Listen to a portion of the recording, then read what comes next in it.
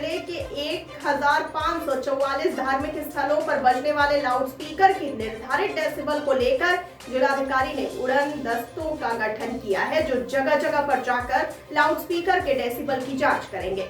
इसके साथ ही जिला प्रशासन व पुलिस प्रशासन ने आगामी त्योहारों को लेकर तैयारियां पूर्ण कर ली हैं।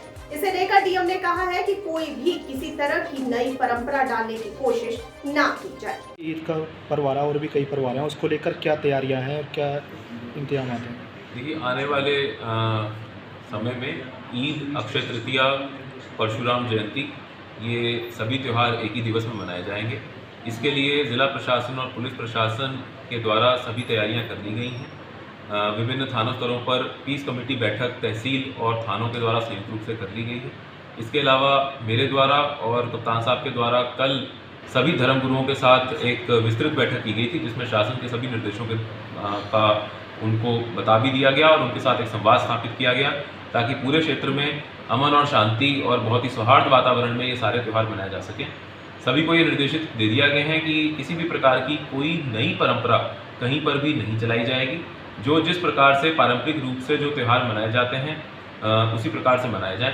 किसी भी नए सार्वजनिक स्थल पर कोई पूजा पाठ या किसी भी प्रकार का कोई प्रार्थना या कोई भी धर्म का व्यक्ति ना करे और कहीं पर भी इस प्रकार की गतिविधियां ना की जाए जिससे कि आम जनमानस को कोई असुविधा हो या फिर यातायात प्रभावित हो।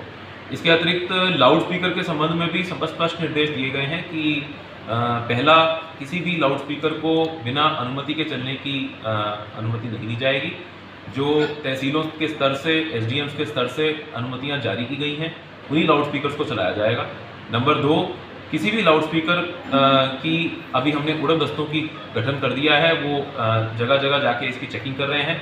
जो लाउड स्पीकर हैं वो निर्धारित डेसिबल की लिमिट, यानी कि जो नॉइज पोल्यूशन होता है उसके संबंध में जो निर्धारित नियमावली है उसमें जो लिमिट्स निर्धारित हैं उन्हीं की लिमिट्स में रहते हुए चलाए जाएंगे।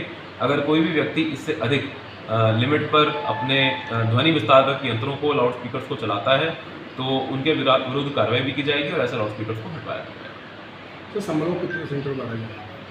संभल को कितने सेक्टर में बांटा गया? जी, संभल में प्रत्येक तहसील में एक एक उड़न दस्ते का गठन किया गया है और ये उड़न दस्ते जो हैं निरीक्षण भी कर रहे हैं। पूरे जनपद में जितने भी लाउड स्पीकर्स हैं उनका चिन्हांकन ऑलरेडी हो चुका है। लगभग 1544 लाउड स्पीकर्स ऑलरेडी जनपद संभल में है, जिसकी रिपोर्ट जो है पुलिस द्वारा भेजी भी गई है शासन को। क्या सर वैध हैं सर या ये वैध हैं या अवैध हैं? ये वैध है। खबर आ रही है नोएडा से, जहां सेक्टर 39 पुलिस द्वारा हत्या की घटित घटना का खुलासा किया है। प्रकाश में आए 9 अभियुक्तों में से 8 नामजद अभियुक्तों में 7 अभियुक्तों को 24 घंटे में गिरफ्तार किया गया है। शेष 1 नामजद व 1 अन्य अज्ञात अभियुक्त की गिरफ्तारी के प्रयास अभी भी जारी हैं। सर, ये लॉस लेमन्स मामले में क्या अपडेट है? कितनी गिरफ्तारियां हुई हैं और पोस्टमार्टम रिपोर्ट की भी क्या फाइंडिंग्स हैं? देखिए, इस घटना में हम लोगों ने इसकी जितने एविडेंसेस थे सबको बहुत क्लोजली हम लोगों ने देखा है। इसमें कुल 9 लोग इन्वॉल्व पाए गए हैं। 9 लोगों में से 8 लोग नामजद हैं, 1 अज्ञात है और इस 8 में से 7 लोगों को हम लोगों ने गिरफ्तार किया है। इन 7 में से 5 व्यक्ति जो बार है लॉस लेमन्स उसके स्टाफ हैं और 2 व्यक्ति मॉल की सिक्योरिटी के स्टाफ हैं। बाकी जो 1 नामजद है उसको भी ये जो बार है उसी का स्टाफ है वो, जिसके लिए हमने 2 टीमें लगा दी, उसकी बहुत जल्दी गिरफ्तारी करेंगे। इस प्रकार इन 7 लोगों को गिरफ्तार करके और हम लोग जेल भेज रहे हैं। जो पीएम रिपोर्ट्स वगैरह हैं, बाकी अन्य एविडेंस है उसके हिसाब से जो बार के स्टाफ थे और सिक्योरिटी जो मॉल की थी उसके स्टाफ, इन लोगों ने मिल करके जो ये आए थे, इनके साथ मारपीट हुई और उसमें जो मृतक ब्रजेश जी थे उनको ज़्यादा चोट लग गई थी और उसके बाद उनकी डेथ हो गई। तो इस प्रकार इन 7 लोगों को हम लोगों ने अभी आज अपनी कार्रवाई करके इनको जेल भेजा है और बाकी अन्य कार्रवाई इसमें की जा रही है। किस तरह की चोट थी और क्या लात और घूसों से पिटाई की गई? देखिए, जो इंजरीज़ हैं उसके हिसाब से सर में चोट है, प्लस जो स्प्लीन है उसमें चोट लगी है। उसके बाद स्टमक में कुछ फ्लूइड्स भी पाए गए हैं। तो इस प्रकार ये ऐसा लग रहा है कि लात घूसों से ही पिटाई हुई, उसके चलते ये डेथ हुई है। और हम लोग बाकी अन्य जो हमारे पास जो पीएमआर है उस पीएमआर को एक्सपर्ट ओपिनियन के लिए हम लोगों ने भेजा है, उसको और भी सघनता के साथ उसको चेक कर रहे हैं। सर बार के ऑनर और वहाँ का जो मॉल की सिक्योरिटी क्या उनके खिलाफ कोई कार्रवाई होगी? जैसा कि मैंने आप लोगों को बताया भी है कि हमारा इन्वेस्टिगेशन अभी चल रहा है। इस इन्वेस्टिगेशन में जितने लोगों के डायरेक्ट और इनडायरेक्ट इन्वॉल्वमेंट होने के साक्ष्य मिलेंगे, उसके आधार पर हम इसमें। खबर आ रही है मथुरा से, जहां शासन के आदेश पर गोवर्धन एसडीएम द्वारा अपने अधीनस्थ अधिकारियों के साथ गोवर्धन स्थित पेट्रोल पंपों पर आज रूटीन चेकिंग की गई। साथ ही गुणवत्ता घटतौली आदि को भी संज्ञान में लिया गया। सर आज जो निरीक्षण किया जा रहा है, किस उद्देश्य से पूरा निरीक्षण किया जा रहा है? शासन के आदेश के प्रकार जैसे हमारे पेट्रोल पंप है रूटीन चेकिंग के आदेश दिए गए। उसी क्रम में पेट्रोल की चेकिंग की जा रही। कहीं कोई अनियमितता तो नहीं है। क्या अनियमितताएं पाई गई हैं? अभी तक किसी क्रम में दो पेट्रोल चेक की है, इनमें कहीं भी कोई अनियमितता प्राप्त नहीं हुई है। आगे प्रक्रिया जारी रहेगी और आगे भी हम अनियमितता मिलती है उसके खिलाफ कार्रवाई की जाएगी। सर रूटीन चेकअप की अगर हम बात करें तो ये कितने समय में ये किया जाता है पेट्रोल पंपों में? 6 महीने में हम करते रहते हैं। जैसे भी यदि शासन के आदेश आते हैं 2 महीने 3 महीने में, तो भी इसका शासन आदेश करने हम लोग इसको चेक करते हैं। क्या घटतौली या फिर ऐसी कोई शिकायतें थी जिसकी वजह से यहाँ आज रूटीन चेकअप के नाम? रैंडम चेकिंग है, किसी पेट्रोल पंप की ऐसी व्यक्ति शिकायत प्राप्त नहीं हुई थी। रैंडम चेकिंग के आधार पर जो हमारे कस्बे के हैं, क्योंकि यहाँ सेलिंग ज़्यादा है, शुरुआत यहीं से की गई। सर इसी क्षेत्र में अवैध पेट्रोल पंप चल रहे थे, अब वो फिर दोबारा से चलने लगे हैं? अभी मेरी जानकारी में आया है कि पिछले साल एक पेट्रोल पंप बंद हुआ था, वो वर्तमान में भी बंद है। नई बात की बायो पेट्रोल पंप के नाम पे पेट्रोल बेचा जा रहा है इसी क्षेत्र में। कहाँ पर आप मुझे जानकारी बताएंगे तो इसकी जांच करें, कार्रवाई कराएंगे सुनिश्चित तौर पर। सर सबको मालूम है? बताइए। अडिंग का मामला है। अडिंग लाइसेंस जी यदि अवैध होंगे निश्चित तौर पर कार्रवाई। पेट्रोल पंप की तो उसमें कोई परमिशन नहीं है। जांच करवा लेते हैं, यदि अवैध होगा निश्चित तौर पर कार्रवाई होगी निश्चित। Thank you. खबर आ रही है जिला टीकमगढ़ से, जहां मामला जनपद पंचायत जतारा की ग्राम पंचायत मालपीठा में प्रधानमंत्री आवास योजना के तहत सन 2018 में प्रधानमंत्री आवास प्लस की सूची में जनपद के कर्मचारियों द्वारा 217 हितग्राहियों को योजना का लाभ प्राप्त करने के पात्र पाया गया था। ग्राम पंचायत मालपीठा के पंचायत सचिव हरबल झा और पीसीओ दामोदर विश्वकर्मा द्वारा तकरीबन 3 बार हितग्राहियों के आधार कार्ड, समग्र आईडी, पासबुक सहित अन्य दस्तावेज जमा करवाए गए हैं।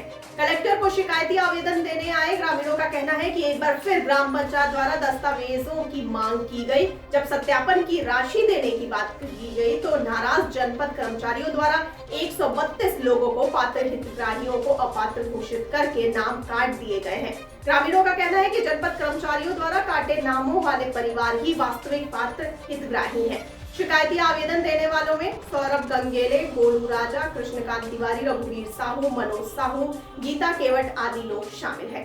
तुम्हारा राजू राजू खंगार, पता क्या समस्या आपकी? किसने लिए थे 5,000 रुपये? किसने लिए थे? हरवल कौन है वहाँ पर? ये सेक्रेटरी है वहाँ पर। आपने 5,000 रुपये दिए थे आवास योजना के तहत। क्या नाम है आपका? हमारा नाम है मनोज साहू। कौन सी पंचायत से हो? ग्राम पंचायत मालपीठा। क्या समस्या है आपको? हमारी सब ज्यादा समस्या है कि प्रधानमंत्री आवास में जो नाम था, हमारे प्रधानमंत्री आवास प्लस सूची में नाम जुड़ो तो वो हम काट दो सब। सो ई खिलाने उन लोग गए थे पीसीओ साहब ने, सो बेकत्ते के 5-7 हज़ार रुपया देने पड़े हैं आपको। सो जुड़ जे हमने कही थी कि जब पहली किस्त सो पैसा दे दें, अब भी कि नहीं पहले दो पैसा तो आए मैं नाम आपको प्लस में जुड़े नन तय काट दे। सो काट दो साहब उनने नाम। अब जे उनने जा कही थी कि विधायक जी के लगा जाओ। अब विधायक जी ने का हो जा हमें ई के लाने वोटर देते कि मैं विधायक जी ने जा हम किते हमें न चीनत न जानत, हमको नहीं पढ़े लिखे यह अंगूठा छाप हैं, हम किते जावे हम चीनत न जानत। और बता हमारा का है कुछ नहीं कहन हम मजे तो हमारे लगा जलावे खो हमारे खुद के लगा एक इंतजाती नहीं। हम भूमिहीन है न आज तक कोई जिंदगी में कोई लिसे का लाभ मिला है। वो सब्जी से कहो कचूकी से सब पैसा मांगा सब। अब क्या किया जाए बताओ? हम इनके लाने वोट देते का क्या है मैं कि जी हमारे संगे ऐसो कहें। और पीसीओ को कहना है कि विधायक जी ने जा विधायक जी कहेंगे तो हम आपका नाम प्लस में जोड़ेंगे, नहीं जोड़ेंगे। बराली है झारखंड से, जहां त्रिस्तरीय पंचायत चुनाव बेरमो प्रखंड से जिला परिषद संख्या 6 से प्रत्याशी श्वेता महतो ने मंगलवार को बोकारो जिला के चासनगर निगम में एसी सह निर्वाची पदाधिकारी के समक्ष नामांकन पर्चा दाखिल किया। पर्चा दाखिल करने के बाद उन्हें बेरमो की महिलाओं और आम लोगों ने फूल मालाओं के साथ जीत की अग्रिम बधाई दी। श्वेता कुमारी क्रम संख्या 6, क्या नाम है? मेरा नाम श्वेता कुमारी, हम कर्म संख्या 6 से हैं और अपना बेरमो प्रखंड से खड़े हो रहे हैं जिला परिषद के लिए। पहली बार खड़ा हो रहे हैं? पहली बार खड़ा हो रहे हैं हम। जितने बार क्या प्राथमिकता रहेगी आपकी? है अपना क्षेत्र का विकास करना है, उसमें रोजगार लाना है। अब देखें कि हम कहाँ तक सफल हो पाते हैं। खड़े तो हो रहे हैं, अब बाकी पब्लिक पे डिपेंड करता है। जनता साथ देंगे तो हम उनके लिए ही खड़े हो रहे हैं ना। पूर्व के जिला परिषद जो थे वो क्या काम किया उन्होंने? पूर्व जो थे पहले आप जिला परिषद जो है पहले वाले क्या किए? ऐसे हम नहीं कुछ कह सकते हैं अभी ना। मैं जिला परिषद की चुनाव लड़ रही हूँ संख्या 6 से। और मैं क्या चुनाव लड़ने के पीछे आपका मकसद है? यह चुनाव किन मुद्दों पर आप लड़ रही हैं? मुद्दा इसलिए है कि जो क्षेत्र में अच्छा ही होगा वही अच्छा ही खिलाएंगे हम। और ये पहली बार चुनाव लड़ रहे हैं? जी हम हैं पहली बार आप चुनाव लड़ रहे हैं? अच्छा। खबर आ रही है झारखंड से, जहां अनिल कुमार महतो बेरमो संख्या 11 जिला परिषद सदस्य उम्मीदवार के रूप में नामांकन के लिए अपने निवास स्थान से चास के लिए प्रस्थान किए, जहां उससे अपना पर्चा जिला परिषद के लिए भरा। वहीं दोनों उम्मीदवार ने पत्रकारों से बात करते हुए कहा कि आने वाली आगामी त्रिस्तरीय चुनाव में क्षेत्र के स्थानीय शिक्षा, स्वास्थ्य और स्वावलंबन मुद्दों पर काम करेंगे। हाँ, बताया। मेरा नाम अनिल कुमार महतो है और मैं चंदपुरा प्रखंड के क्षेत्र संख्या 11 से जिला परिषद सदस्य के रूप में अपना अभ्यर्थी मैं आज का आवेदन दिया हूं। और मैं अपने इस क्षेत्र के साथ में, क्योंकि 10 साल हमारी पंचायती राज व्यवस्था में अपना अनुभव रहा है जो प्रखंड स्तर पर रहा, अब मैं उसको जिला स्तर पर अपने अनुभव को सेलिब्रेट करना चाहता हूं। लोगों को मैक्सिमम जो लाभ दिया जा सकता है सरकारी तरफ से वो हम पहुंचाना चाहते हैं। साथ ही साथ जो मेरा उद्देश्य है इस पंचायती राज व्यवस्था में आने का, वो है पंचायती राज को व्यवस्थित और मजबूत करना। अभी कहीं न कहीं नए लोग आ रहे हैं, नई चीज़ व्यवस्थाएं चल रही हैं तो लोग समझ से परे हो रही है, लेकिन हम लोग संवैधानिक जो शक्तियाँ हैं जो संविधान ने प्रदान किया है हमारे पंचायती राज को, उसको सशक्त रूप से लागू करवाना ही हमारा इस पंचायती राज में आने का मतलब है। अनिल जी, आप एक बार प्रमुख रहे, उसके बाद उत्तर प्रदेश के हापुड़ में एसपी दीपक भूकर व एडिशनल एसपी सर्वेश कुमार मिश्रा के निर्देश पर जनपद में मास्क लगाओ कोरोना भगाओ अभियान चलाया गया। क्षेत्राधिकारी यातायात सीओ स्तुति सिंह उत्तरी अपनी टीम के साथ जनपद में जगह जगह चेकिंग अभियान चलाए। खबर आ रही है संभल से, जहां पूरा मामला कुड़ फतेहगढ़ थाना के गांव छाबड़ा का है, जहां एक ई रिक्शा चालक को दबंग जबरन खेत पर ले जाने लगे। चालक ने जब मना किया तो उसके रिक्शा की चाबी छीन ली, फिर सभी आरोपी उस पर टूट पड़े। दबंगों ने पीट कर उसकी चमड़ी उधेड़ डाली। पिटाई से चालक की पीठ पर गहरे निशान उभर आए हैं। पुलिस ने उसे मेडिकल के लिए भेजा है। कहाँ रहते हो? थाना जी। तुम्हारी चोट लगी है, कैसे लगी? आप मुझे पैसे ले गए, लड़का ले गया लिवा कर मुझे मार, चाबी छीन ली उसने। तो चल मेरे खेत पे पहुंचाया, खेत पे पहुंचाया, उसने फोन करके लड़के बुला। काय की चाबी छीनी? की जो रिक्शा वाली टीटी होती है। कौन लोग थे मारने वाले? मारने वाले ठाकुर है साहब। क्या नाम है?